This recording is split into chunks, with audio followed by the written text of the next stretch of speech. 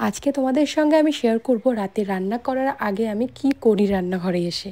সবার ফার্স্ট রান্নাঘরটা পরিষ্কার করে নিই, তাহলে কি আর রুটি বানানোর পর হালকা একটু নোংরা হয়, পরিষ্কার করে রাখলে পরে তারপরের দিন সকালবেলা সেরকম একটা ঝামেলা হয় না। ওভেনের চারপাশটা পরিষ্কার করে নিয়ে ওভেনটাকেও ক্লিন করে নিলাম। এরপর যা বাসন ছিল সেগুলোকে মেজে নিলাম।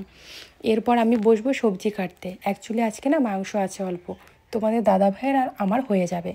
আর বাবা মাংস খাবে না, তাই বাবার জন্য একটু সবজি বানাবো। আজকে ছিল আমার শাশুড়ি মায়ের একাদশী, তাই শাশুড়ি মা কিন্তু খাবে না। আর যা বাদ বাকি রান্নাবান্না বেঁচে গেছিলো সেগুলো এক সাইডে রেখেছি।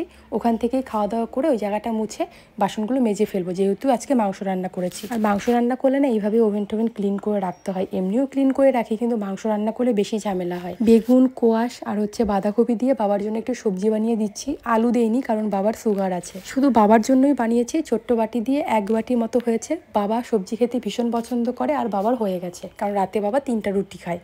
তো এখানটায় দেখো আমি রুটিগুলো বানিয়ে নিচ্ছি, আর অল্প একটু ভাত আছে। ভেবেছি 2-3টে করে রুটি খেয়ে যেটুকু ভাত আছে দুজনে ভাগ করে খাবো। তো এই হচ্ছে আজকের রাতের আমার কাজকর্ম আর ভিডিও। তো কীরকম লাগলো কমেন্টে জানিও। টাটা।